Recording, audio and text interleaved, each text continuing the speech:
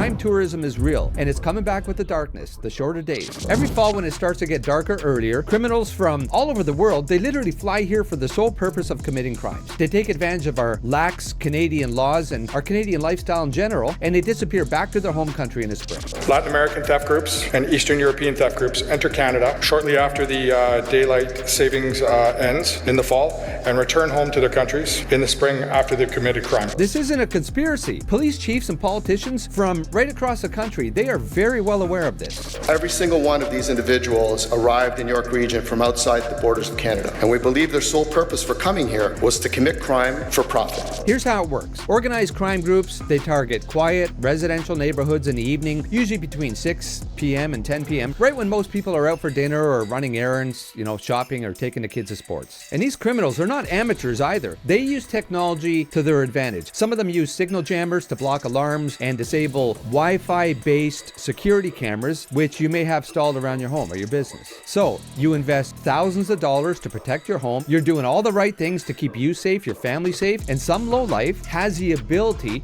to just disable them like that. And here's what really gets to me. These devices, they're illegal for you to own. You could get in trouble for having one, but just like illegal firearms, that doesn't stop the criminals from getting them and using this technology for their advantage. Signal jammers are generally used to defeat wireless cameras, it defeats radios, it defeats cell phones, it dampens that area. So a lot of the cameras that are set up by residents, it'll defeat that. Look, the police are doing all they can. They're just as frustrated with the system as everybody else. The systems that continue to fail Canadians. Canada is soft on crime. Everybody knows it. I'll put it like this. If the suspects are caught and they stay in the country, like in prison, taxpayers foot the bill. If they're forced to go back to their home country, then there's almost no punishment for them at all. They get away with it because they were going to return home anyway. They get a free flight home. Either way, the taxpayers foot the bill, and nothing stops them from coming back next year. It's our revolving door that nobody seems to fix. Actions have to have some consequences. These are organized, targeted crimes against Canadians. And as usual, the victims are left picking up the pieces. I've seen the impact statements. Families violated, heirlooms stolen, kids afraid to go to bed at night, sleep in their own rooms. The justice system has empathy for the accused, but who's looking out for the victims? And what about the long-term effects that this has not just on the victims, but society as a whole? Because everybody's out there thinking right now, am I going to be next? A break-in is more than a criminal act. It is a violation, a personal